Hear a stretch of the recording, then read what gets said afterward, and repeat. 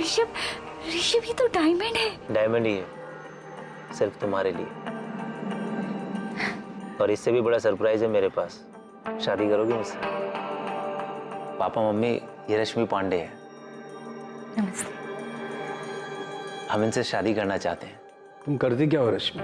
हम एक investment consultancy agency में काम करते हैं सर, और हम वहाँ के सेल्स मैनेजर हैं। और सबसे ज्यादा सक्सेसफुल भी। और तुम्हारे माता पिता क्या करते हैं? तुम रश्मि से शादी करना चाहते थे, लेकिन ये बात हमें ना तो रश्मि की माँ ने बताई, ना ही उसके चाचा ने, और ना ही उसकी फ्रेंड सुप्रिया ने। कोई आपको क्यों बताता? रश्मि ने तो अपनी माँ को खुद बताया था कि उसने हमारा इस्तेमाल हमारे पिता तक पहुंचने के लिए किया है। लेकिन किस लिए पहुंचना चाहती थी वो तुम्हारे पिता तक? क्या लेना देना था उसका उनके साथ? वही जो पारितोष मिश्रा के साथ लेना देना था। खुशहाल परिवार था हमारा, बीवी थी, बच्ची, सब कुछ अच्छा चल रहा था। हमसे ही गलती हो गई। परितोष, आज के बाद जी और हमसे मिलने की कोशिश भी मत करना, तुम समझे? गीता प्लीज प्लीज प्लीज मेरी बात सुनो, ऐसे छोड़ के हमारी जिंदगी से दूर रहो परितोष। हमने डिवोर्स के लिए केस फाइल कर दिया है, अब तो बस एलिमोनी देने के लिए तैयार रहना। अब तुमसे हमारा कोई लेना देना नहीं है। अरे जिया बेटा, गीता गीता प्लीज हमारी बात सुनो। गीता सर, गीता! उस लड़की रश्मि के चक्कर में पड़ने का अंजाम हम आज तक भुगत रहे। क्या कुछ नहीं दिया हमने रश्मि को? जाहिर है आप दो जिंदगियां एक साथ जो जी रहे थे। बिल्कुल सही कहा सर आपने। हम दो जिंदगियां एक साथ जी रहे थे, लेकिन हमें नहीं पता था कि रश्मि के भी दो हम दो जिंदगियां एक साथ जी रहे थे, लेकिन हमें नहीं पता था कि रश्मि के भी दो रूप थे। जब हम उसे पहली बार मिले थे, वो एक छोटी सी एजेंसी में एक इन्वेस्टमेंट कंसल्टेंट थी। उसके काम करने के जज्बे को देखकर हमने उन क्लाइंट्स को दिलवाने में उसकी मदद की जिनको हम अपने काम की वजह से जानते थे। हम उसके चुंगल में सिर्फ इसलिए नहीं फंसे क्योंकि हम उससे आकर्षित हुए, बल्कि उसने भी खुलकर अपने एहसास का इजहार किया।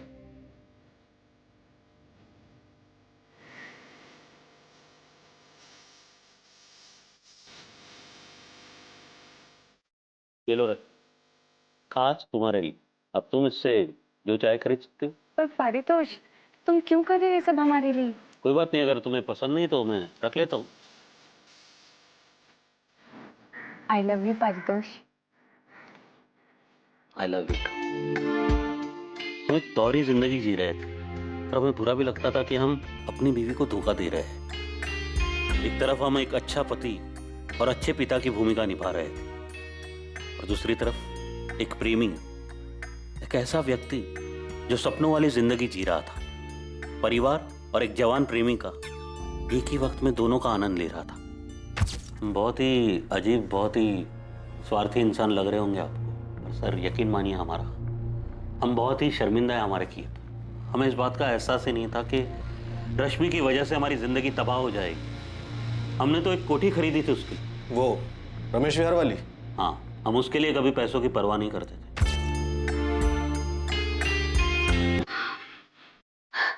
ये घर हमारे लिए? सब कुछ तुम्हारे लिए रश्मि। ये घर तुम्हारे नाम होगा। सारे डॉक्यूमेंट्स रेडी है, तो बस दस्तखत कर दो। Really? हम उसके प्यार में इस तरह बहक गए थे कि समझ ही नहीं पा रहे थे कि हम अपनी बीवी, अपनी बच्ची के साथ धोखा कर रहे थे। और उसी तरह रश्मि के दोहरे चेहरे को भी हम देख नहीं पाए। वो चेहरा जो ना कभी हमने पहले देखा था, और ना ही जिसकी कभी कोई कल्पना कर सकता था। उसने आपको धोखा दिया? सिर्फ धोखा? बड़ा ही गंदा खेल खेला उसने हमारे साथ। रश्मि, हमने तुम्हें एक सिंपल सा सवाल पूछा है कि पूरा हफ्ता तुम कहाँ थे? हम तुम्हारी बीवी हैं, हमने तुमसे शादी की है। हम जानते तुम किसके साथ थी और कितने लोगों के साथ थी। हम उन सबको जानते हैं, और वो सब ये भी जानते हैं पारितोष कि तुम ऑलरेडी मैरिड हो। और ये सब कुछ हमने तुम्हें इसलिए नहीं दिया कि तुम हमें धोखा दे सको। हम किसी की जागीर नहीं है पारितोष, और ना ही हमने तुमसे शादी का वादा किया है। अभी जो भी गया यहाँ से बंद हो। अच्छा, तो तुम हमारी जासूसी भी करने लगे? ये रश्मि, हमारे घर में रह के हमारे साथ ही निकलो यहाँ से। Get out. शायद तुम भूल रहे हो पारितोष, ये घर हमारे नाम पर। तुमसे हमारे नाम करोगी, वरना क्या एक्सपोज कर दोगे हमें? अभी के अभी इस घर से निकल जाओ, और मेरी जिंदगी से भी। Get out from my life. Calm down Paritosh, सिर्फ 2 करोड़ रुपए। उसके बाद हम तुम्हारी जिंदगी में कभी नहीं आएंगे, प्रॉमिस। तुमने हमारा यूज किया रश्मि, लेकिन हम यूज एंड थ्रो करने वाली चीज नहीं है, समझे? अगर हम तुम्हें बना सकते हैं ना तो तुम्हें पूरी तरह बर्बाद भी कर सकते हैं हम।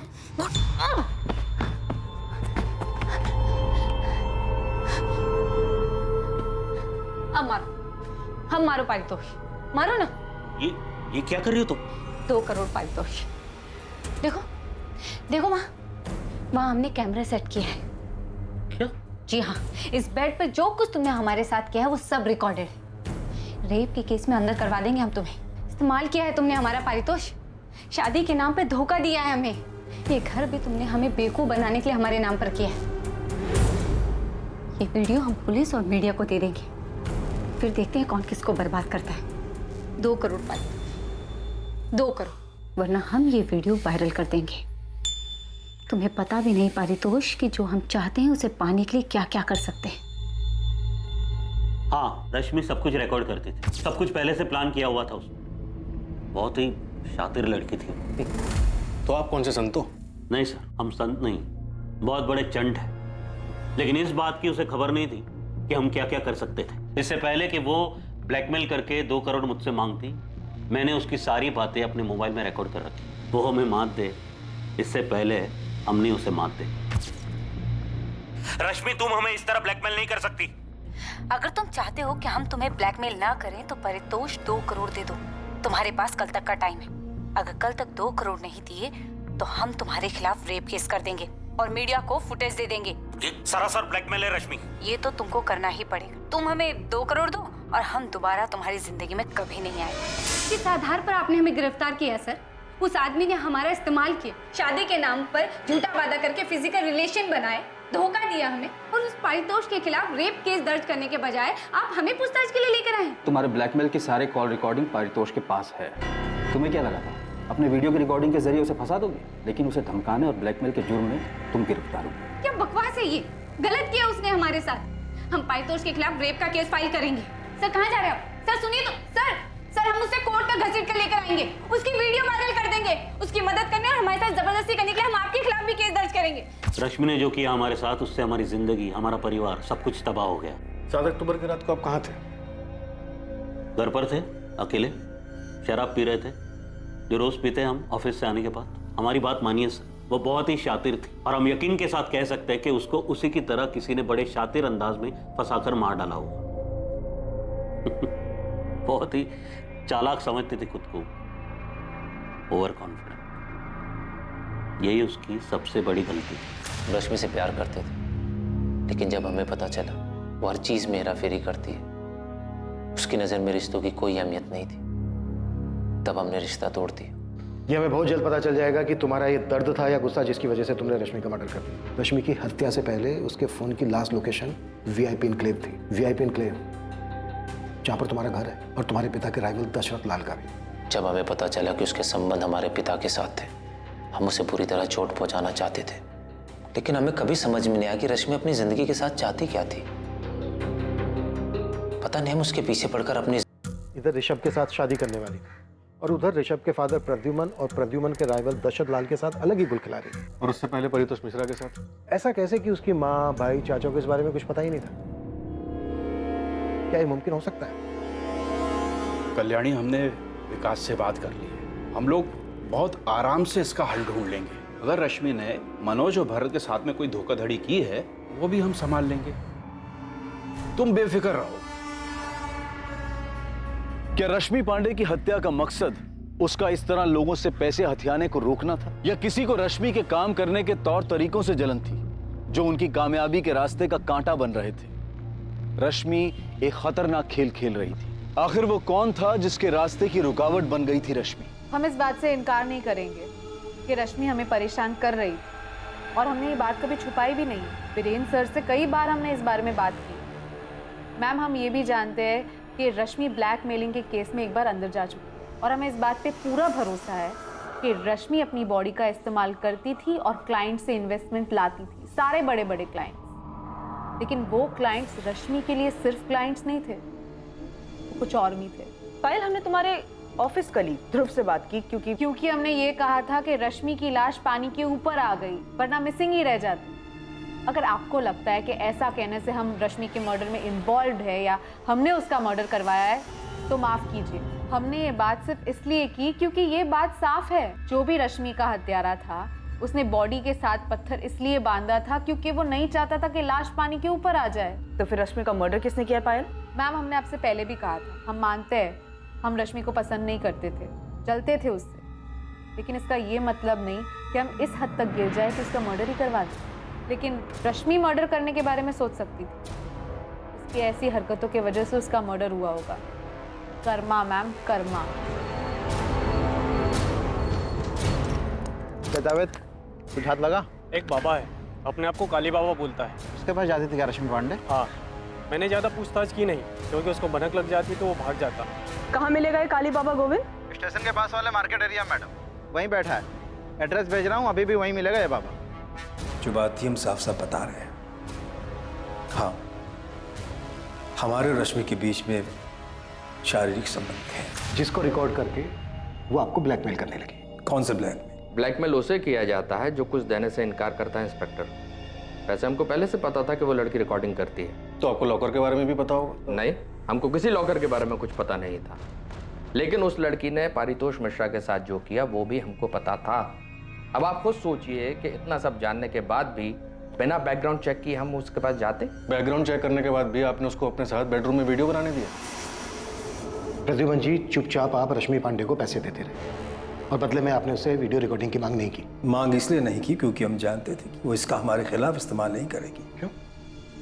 उसने ऐसी गारंटी दी थी आपको? देखिए क्या है, उसे जो पैसे चाहिए होते थे हम उसे दे देते थे, इसलिए हम जानते थे कि वो बस वीडियो रिकॉर्डिंग करके रखती थी, उसका इस्तेमाल नहीं करती थी। देखिए, हम एक बात साफ साफ बता देते, हाँ, रश्मि को पैसा देने का सिलसिला ब्लैकमेलिंग के बाद ही शुरू हुआ था। जब आपको पता ही नहीं था कि वो वीडियो रिकॉर्ड करके हाँ, पता नहीं था कि उसने रिकॉर्डिंग की थी।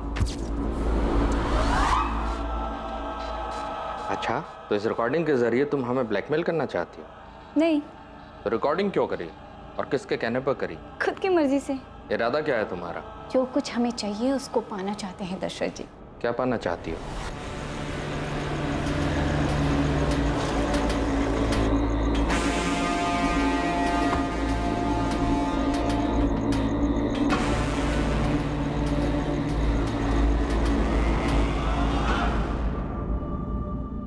क्या प्रद्युमन ने इस लड़की के साथ मिलकर हमारे खिलाफ चाल चली है?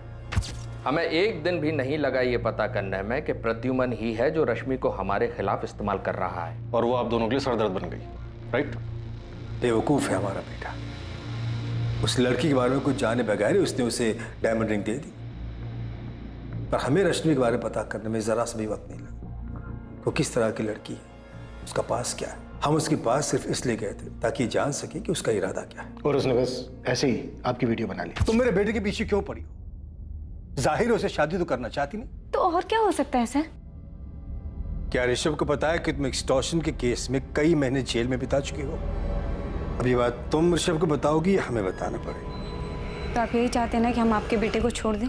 स्मार्ट हो रश्मि, और जल्दी समझ गए। बिल्कुल सही कहा आपने। ऋषभ हमसे प्यार करता है, लेकिन हम ऋषभ से शादी करना चाहते हैं। यहाँ बिल्कुल गलत है।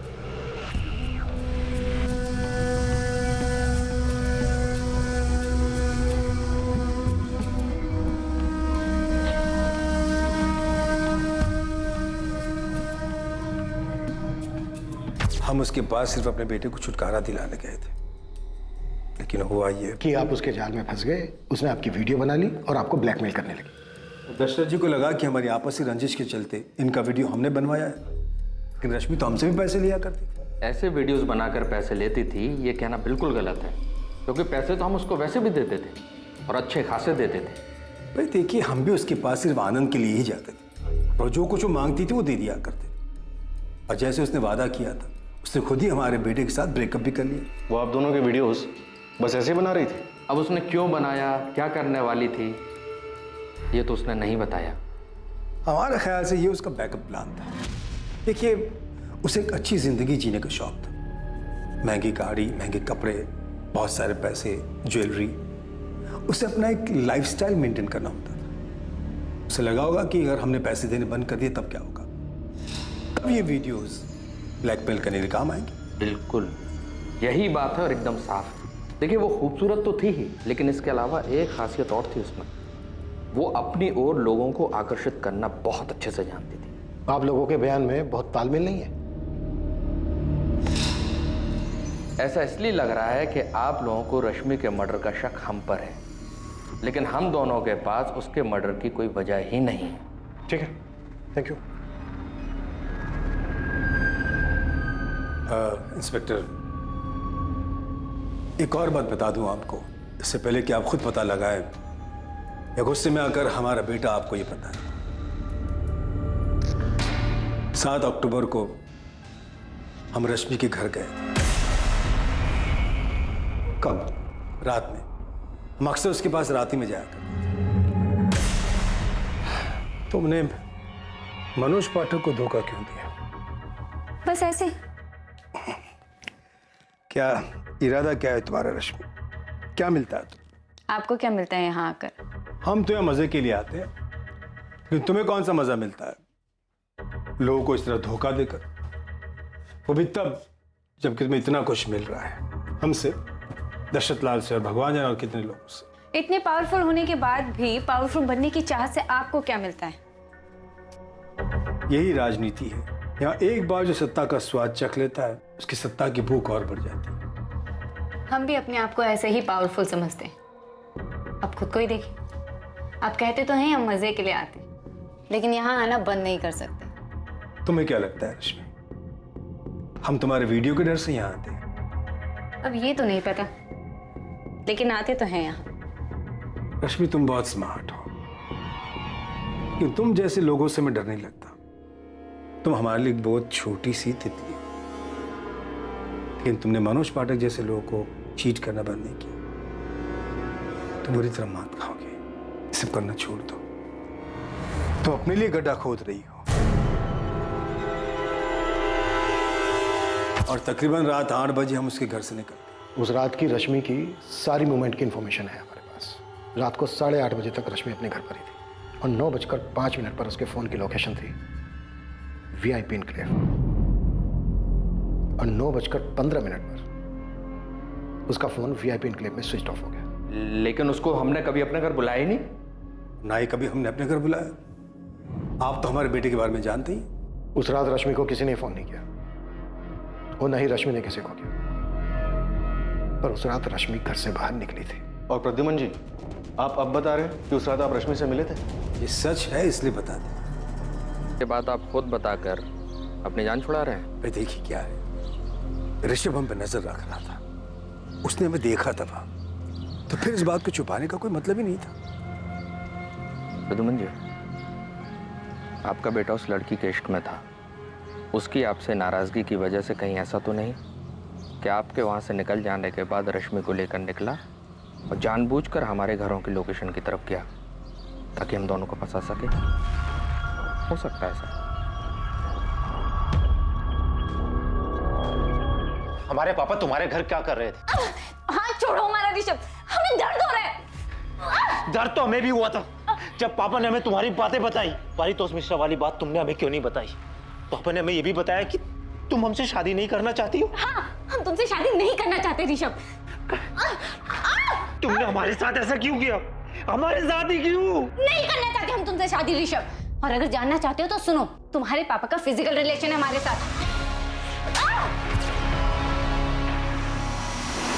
तो रश्मि की last phone location VIP enclave में दिखा के या तो कोई प्रद्युमन और दशरथ इन दोनों पॉलिटिशियंस को फंसाने की कोशिश कर रहे हैं, या फिर ये दोनों को स्टोरी बना रहे हैं। ये भी पॉसिबल है कि ऋषभ रश्मि से अपना बदला और अपने पिता पर गुस्सा दोनों एक साथ निकाल रहा हो।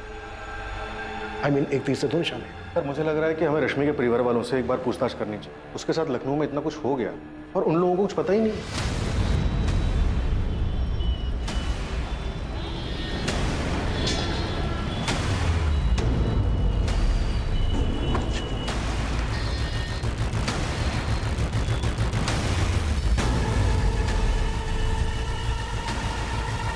जी, हमें ही लोग काली बाबा के नाम से जानते हैं। ये रश्मि पांडे आपकी भक्त थी? जी, बहुत ही समर्पित भक्त। रश्मि के जीने का तरीका, उसके पैसे कमाने की चाहत, फिर चाहे वो किसी भी तरीके से, ये सब जाके हमें अब पता चल रहा है। आप लोगों ने तो हमें कुछ नहीं बताया, और हमें अब जाके पता चल रहा है कि वो किसी बाबा के पास भी जाती थी, और उस बाबा ने हमें बताया कि वो वशीकरण सीखना चाहती थी, बहुत सारा पैसा, बहुत सारा पावर हासिल करना चाहती थी। कल्याणी जी आपने, और विकास तुम, आप दोनों हमेशा यही कहते रहे कि आप लोगों को कुछ नहीं पता कि वो क्या कर रही थी, क्या चाहती थी। रश्मि कहाँ हमसे कभी कुछ ठीक से बताती। आप दोनों में से उससे किसी ने नहीं पूछा ये पैसा, ये गाड़ी उसके पास कहाँ से आ रहा है, क्या कर रही है वो? रश्मि दीदी पूछने पे भी कहाँ जवाब देती थी। तुम्हारे किराने की दुकान सही चल रही है ना? हाँ। तो उस पर ध्यान दो। गाड़ी कहाँ से आई ये जानकर तू क्या करेगा? रश्मि बेटा वो माँ, अरे आपको पैसे चाहिए होते तो मांग लो, लेकिन कहाँ से आई कैसे आई ये जानकर क्या करोगी? अरे काम करते हैं हम। और चाचा जी कुछ बोले तो उनको कहना पहले अपना घर संभालें। अभी चाचा जी ने पूछा क्या तुमसे? तू ना चाचा जी का राग अपना बंद कर। तुझे दुकान चाचा जी ने दिलाई या हमने? आती थी यहाँ कई बार, लेकिन जब भी कुछ पूछो कभी कोई जवाब ही नहीं देती थी। जो आप कह रहे हैं उन सारी चीज़ों का हमें अभी पता चल रहा है। हाँ, जब से वो यहाँ से गई है उसके रहन सहन में बदलाव आया था, वो तो हम देख रहे थे। हमें बहुत डर भी लग रहा था, मन में काफ़ी सवाल भी उठ रहे थे, लेकिन सवाल का जवाब ना मिले तो क्या करें हम? रश्मि दीदी के जेल जाने के बाद हमने और माँ ने दोनों ने कोर्ट कचहरी के चक्कर लगाकर उन्हें जेल से छुड़वाया था। ये रश्मि के जेल जाने वाली बात है, ये भी आप लोगों ने हमें नहीं बताई? वो बात इसलिए छिपाई क्योंकि वो हम सब के लिए शर्म की बात थी। जब रश्मि यहाँ हमारे साथ रहती थी, जब उसके पापा इस दुनिया में थे, तब सब कुछ ठीक था। जैसे वो शहर गई बहुत बदल गई। उन्हें इतना गुरूर क्यों था और वो इतने पैसे और पावर का क्या करना चाहती थी ये हमें नहीं पता साहब। रश्मि पांडे ने जिस बाबा की मदद ली थी उस बाबा से पुलिस द्वारा की गई पूछताछ से कुछ हैरान कर देने वाले तथ्य सामने आने वाले थे। हर वो चीज जो रश्मि हासिल करना चाहती थी वो रश्मि की तरह ही रहस्यमयी होती जा रही थी। ये भी एक रहस्य था कि उसकी हत्या कैसे हुई और किसने की उसकी हत्या। रश्मि को वो पावर्स किस लिए चाहिए थे? लोगों को अपने वश में करने के लिए। किन लोगों को वो अपने वश में करना चाहती थी? वो पॉलिटिशियन दशरथ लाल या प्रद्युमन चौधरी। रश्मि क्या चाहती थी इन दोनों से? Political power? हमें इसकी कोई जानकारी नहीं। ओह काली बाबा, इस लड़की का मर्डर हुआ है और हमें पता चला है कि ये काला जादू करती थी, और अभी आपने बताया कि वशीकरण सीखना चाहती थी, तो सीधे सीधे बताइए ना, वशीकरण किस लिए सीखना चाहती थी? चाहती क्या थी ये लड़की? किसको वश में करना चाहती थी? अरे हम थोड़ी पूछते हैं हर किसी से कि तुम किस पे हावी होना चाहते हो। वो आई थी सीखने के लिए कि दूसरों को अपने वश में कैसे किया जाता है। वो कई महीनों तक इस विद्या को सीखने के लिए आई और हमने उसे सिखाया भी। वो बताती थी कि हमने उसे जैसा ध्यान करने सिखाया था वो नियमित रूप से वैसा ही ध्यान करती थी। जिस तांबे के सिक्के के बारे में आप बात कर रहे थे वो सिक्का आपको रश्मि के पास मिला?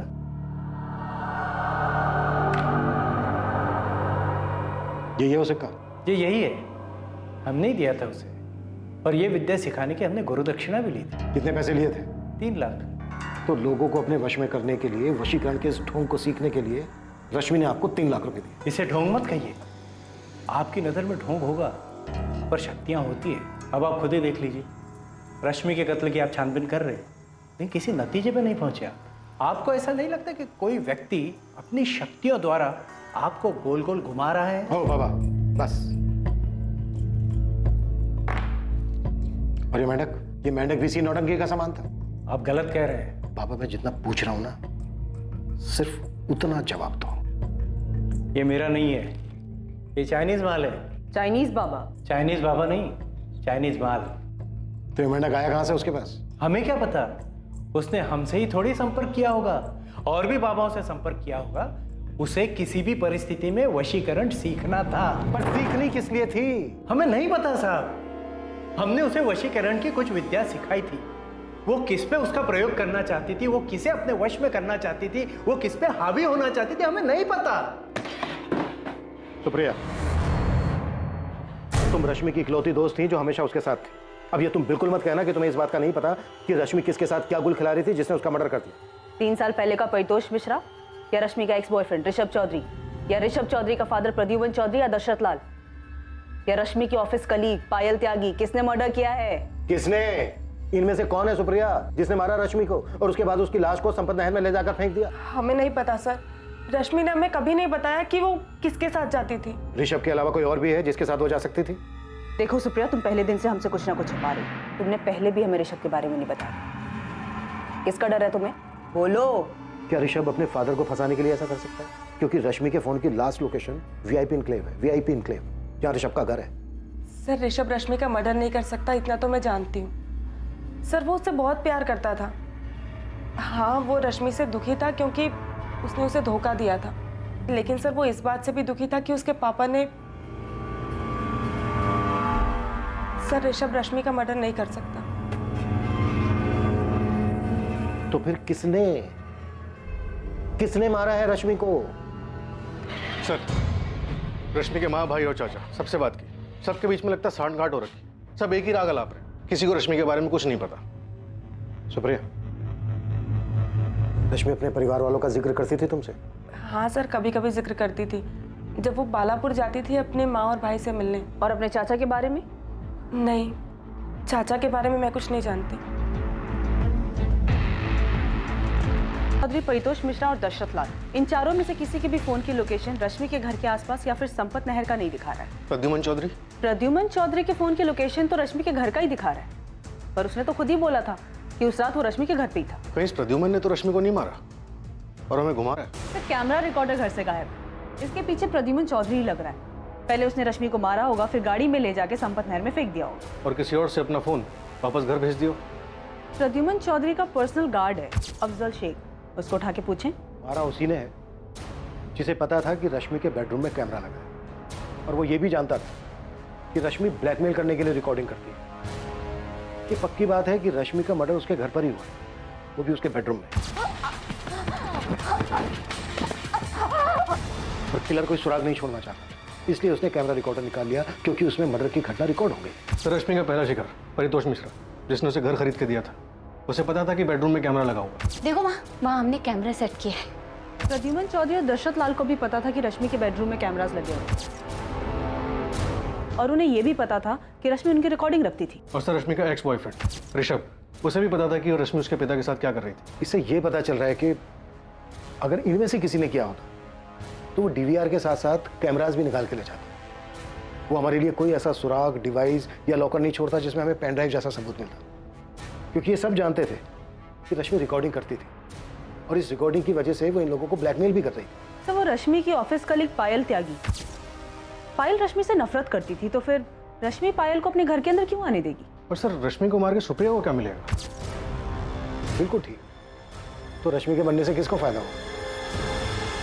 ये कोई ना कोई रश्मि के परिवार वाला ही है, और अब तक हम दूर के लोगों के बारे में सोच रहे हैं। केस की जिस तरफ पड़ताल कर रही टीम का ध्यान नहीं गया था, अब वहीं से एक बहुत अहम सुराग मिला था, और इस जानकारी से रश्मि पांडे की हत्या के राज का पर्दाफाश हो गया था। हाँ गोविंद, बालापुर से कोई खबर? सब डायरेक्ट नहीं पूछा, लेकिन रश्मि के भाई विकास का किराना स्टोर है, इसमें उसका पार्टनर है सोनू कश्यप, उससे बात किया मैंने। सोनू ने हमें बहुत ज़रूरी खबर दी है जो विकास ने हमें कभी नहीं बताया। क्या इन्फॉर्मेशन है? भोलाराम पांडे, विकास और रश्मि का चाचा, वो दोषी हो सकता है।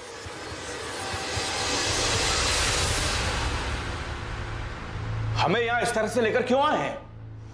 बैठो भोलाराम, बैठो। नहीं, पहले आप बताइए कि बात क्या है। आपके लोग ऐसे ही आए और उठाकर यहाँ ले आए? भोलाराम, आपने विकास से कहा था कि आप रश्मि के पैसे और उसकी लखनऊ वाली कोठी का अच्छा सौदा करवा कर सब कुछ सेटल कर दो। बड़े आराम से वहाँ विकास को अपने लपेटे में ले रहे थे तुम। लपेटे में? क्या कह रहे हैं आप? वो मेरा भतीजा है, थोड़ा भोला है, इसीलिए मैंने कहा था।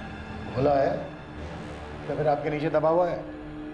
विकास, जब तेरे चाचा ने तुझसे ये सब कहा तो तूने आके हमें क्यों नहीं बताया? मैडम जी, हमें नहीं लगता कि चाचा जी कुछ गलत कर सकते हैं। तेरे दोस्त सोनू कश्यप ने हमसे साफ कहा कि तू ना समझे, तेरे चाचा सब हड़प लेंगे, रश्मि के रहते हुए ऐसा नहीं कर सकते, इसीलिए उन्होंने रश्मि को रास्ते से हटा। नहीं, चाचा जी ऐसा नहीं कर सकते। और अगर किया है विकास, और ये बात तुझे पता है, तो तू अपनी बहन के हत्यारे को बचा रहा है। विकास, ये बात जानता है ना तू? क्या ये रश्मि की मनमर्जी थी जिसने आपको ये काम करने के लिए उकसाया? क्या फिर अपने बेटे दीपेश के थप्पड़ का अपमान बर्दाश्त नहीं कर पाए और मरवा दिया रश्मि को? दीपेश को थप्पड़? हाँ, थप्पड़। विकास ने हमें बताया कि रश्मि ने दीपेश को थप्पड़ मारा था, और इस बात का गुस्सा आपको भी था और दीपेश को भी। हमारी माँ कुछ भी बोले वो अलग बात है चाचा जी, लेकिन आप किस हफ्ते हमारे घर के मामलों में दखल दे रहे हैं? रश्मि, अपने चाचा जी से ऐसी बातें मत करो। सब तुम्हारा ही किया धरा है कल्याणी। आज हमारे भाई सब जिंदा होते तो इसकी हिम्मत नहीं होती ऐसी बात करने की, और इन्हीं हरकतों की वजह से हमें उल्टा सुल्टा सुनना पड़ता है। क्या बातें सुननी पड़ती हैं दीपेश? सुनो रश्मि, अब तुम यही गांव में रहोगी, कोई जरूरत नहीं है लखनऊ जाकर कोई काम करने की। ये लक्षण तो देखो, ऐसे कैसे कपड़े? तो आप अपनी आंखें बंद कर लीजिए ना चाचा जी। हमें क्या करना चाहिए क्या नहीं करना चाहिए उसके लिए हमें आपकी परमिशन नहीं चाहिए। ऐसे कपड़े पहनती हो, गांव के लोग तुम्हारे चरित्र पर सवाल उठाते हैं, जानती हो तुम? रश्मि! जब कोई हमारे बारे में ऐसी बातें कहे ना तो ऐसा थप्पड़ मारना चाहिए दीपेश, ना कि चुपचाप सुनना चाहिए। अब तुम और चाचा जी निकलो यहाँ से, क्या करना है वो हम खुद देख लेंगे। ये आंखें ना किसी और को दिखाना दीपेश, मुझे नहीं।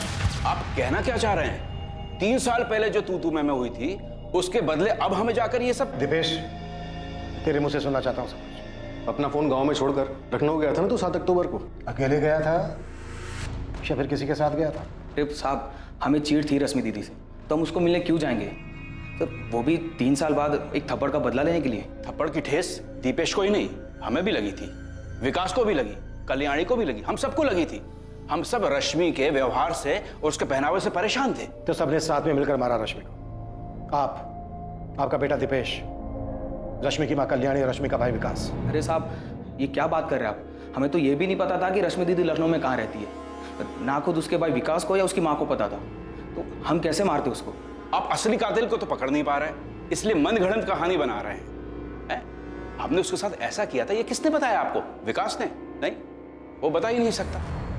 पुलिस को मिली एक छोटी सी सूचना के आधार पर रश्मि पांडे के सभी करीबी रिश्तेदारों से पूछताछ के दौरान पता चला कि रश्मि की हत्या में उसके चाचा भोलाराम पांडे और उसके बेटे दीपेश पांडे का हाथ हो सकता है, लेकिन उनके खिलाफ कोई ठोस सबूत नहीं मिल सका। पर पुलिस की टीम के रश्मि के गांव बालापुर जाने से इस केस में एक नया मोड़ आ गया था। इसने दोषी को बेनकाब कर दिया था और ये इस केस की जांच कर रही टीम को बेहद हैरान कर देने वाला था। सर, कॉल रिकॉर्ड्स और लोकेशन के हिसाब से इनमें से हम किसी पे भी हाथ नहीं डाल सकते। सबने अपने फोन गांव में छोड़कर यहाँ लखनऊ में आके कांड कर दिया। तो ट्रैफिक डिपार्टमेंट संपत नहर की तरफ जा रहा है, सभी रास्तों की सीसीटीवी फुटेज स्कैन कर रहे हैं। रश्मि की लाश को नहर तक ले जाकर फेंकने के लिए किसी गाड़ी का इस्तेमाल तो हुआ होगा, शायद फुटेज में दिख जाए। हाँ महादेव जी, अब तो आपके डिपार्टमेंट से किसी बड़े खुलासे के होने का इंतजार है हमें। इब्राहिम, भोलाराम और उसका बेटा दीपेश और रश्मि का भाई विकास, इन लोगों के खिलाफ कोई सबूत नहीं मिला, लेकिन ये आदमी जिसने इस केस में भोलाराम को संदिग्ध बताया, ये कौन है? उसका नाम सोनू कश्यप है। विकास के किराने की दुकान में उसका पार्टनर है वो। एक बार उसे ट्रैक करो, शायद कुछ मिल जाए। हाँ, ये दिखा है इस फुटेज में। 7 अक्टूबर की रात को एक रोड पर जहाँ सीसीटीवी लगा, एक टैक्सी में है, खुद चला रहा है, लेकिन ये संपत नहर वाली रोड नहीं बल्कि लखनऊ की एक रोड।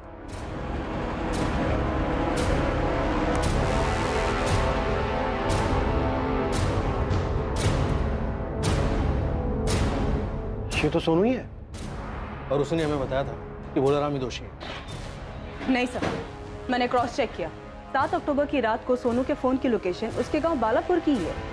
7 अक्टूबर को तो दिखा है तू। और तो सब कुछ भोलाराम पांडे और उसके बेटे दीपेश पे डाल रहा है। देख बेटा, जब पड़ेगी ना तो बर्दाश्त नहीं कर पाएगा तू। तेरी शक्ल बता रही है कि एक ही थप्पड़ काफी होगा तेरे लिए।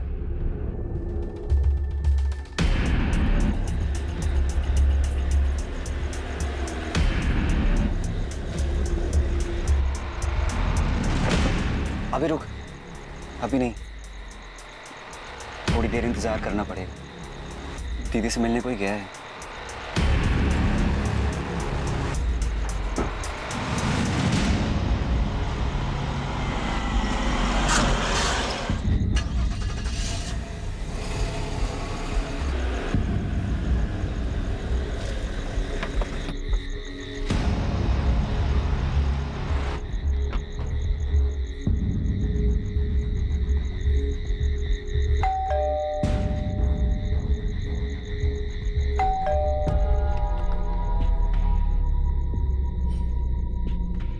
विकास, तू यहाँ?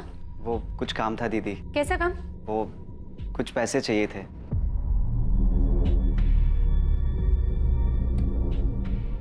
इसको क्यों लेके आए यहाँ? दीदी, हम इसके साथ ही आए हैं, इसकी गाड़ी में। एक बात बता, आज जब दोपहर में हम बालापुर आए थे तो माँ ने तो ऐसा कुछ नहीं कहा कि उन्हें पैसे चाहिए। दीदी, वो हमको चाहिए दुकान के लिए। तुमसे अगर दुकान संभाली नहीं जाती तो उसको बंद करके घर में बैठ जाना, कदे नुकसान कम ही होगा। सुन, 5,000 नहीं दे सकती। ये ले, 2,000 रख ले, इतने ही बहुत है। तू जो चाहे वो करेगी, बिना बताए घर बेचेगी, दूसरों को ठग के पैसे लूटेगी, और हमें 5,000 रुपए चाहिए तो सिर्फ 2,000 रुपए देगी। पैसे रखने तो रख, वरना निकल यहाँ। कांड में सामने आया था, लेकिन और भी चौंका देने वाली सच्चाई सामने आने वाली थी।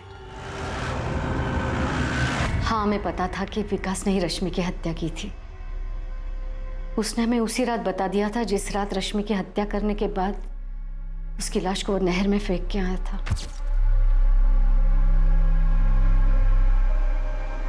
तुमने ठीक किया बेटा, वो उसी लायक थी।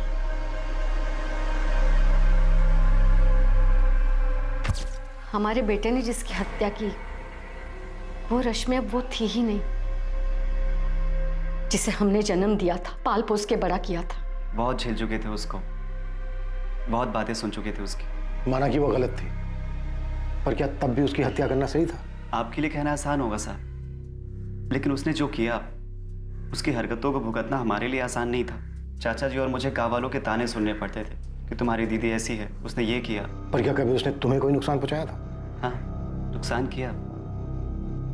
वैसे उसको हमारी कुछ नहीं पड़ी थी, लेकिन जब खुद को जरूरत पड़ती थी तो हमें याद आते थे, और जब भी वो घर आती सबके साथ बहुत बुरा व्यवहार करती थी। चाचा जी, मैं, दीपेश, सबको बहुत खरी खोटी सुनाती थी। खुद तो सारे गलत काम करती थी, लेकिन हमें नाकारा, ढक्कन ये सब बुलाती थी।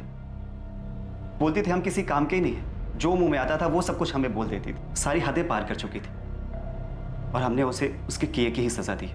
तुम कौन होते हो किसी को सजा देने वाले? तुम सिर्फ एक हत्यारे हो जिसने रश्मि की हत्या की है, और तुम्हारे साथ वो तुम्हारा पार्टनर सोनू और तुम्हारी माँ भी हत्यारे ही हैं। हाँ, हम हैं गुनहगार। रश्मि की हरकतों की सजा हम हर दिन भुगत रहे थे। कम से कम उसकी मनमानियों से छुटकारा तो मिल गया, और हमें जिस चीज से आजादी चाहिए थी वो हमें मिल गई। रश्मि पांडे का भाई विकास पांडे, उसके पार्टनर सोनू कश्यप और रश्मि की मां कल्याणी पांडे को इस हत्या के लिए हिरासत में ले लिया गया। इस पूरी कहानी में किसके साथ धोखा हुआ? कोई इंसान कुछ भी पाने के लिए लोगों को धोखा दे सकता है। अपने स्वार्थ और कुछ भी पाने की जिद में वो अपने किसी भी गलत कदम को सही ठहरा सकता है, लेकिन ऐसा करके कोई इंसान कहां तक पहुंच सकता है? रश्मि की हत्या को उसके बुरे कर्मों की सजा बताकर इस अपराध को उचित नहीं ठहराया जा सकता। यह अपराध ही है। झूठ और फरेब इंसान को एक बहुत ही खतरनाक रास्ते पर ले जाता है, जहां वो सिर्फ अपने बारे में सोचता है और दूसरों के साथ वो कितना गलत करता है इस बात का उसे कोई फर्क नहीं पड़ता। लालच और स्वार्थ इंसान के देखने और समझने की क्षमता को खत्म कर देते हैं, जिसकी वजह से वो सही और गलत में फर्क नहीं कर पाता, और ये उसके लिए घातक साबित होता है। अब मैं अनूप सोनी आपसे विदा लेता हूं। अगले एपिसोड में रात 10:30 बजे आपसे फिर मुलाकात होगी एक और नए केस के साथ। और याद रखें, क्राइम और आपके बीच में सिर्फ इतना फर्क है कि आप कितने सतर्क हैं। सतर्क रहें, सुरक्षित रहें। जय हिंद।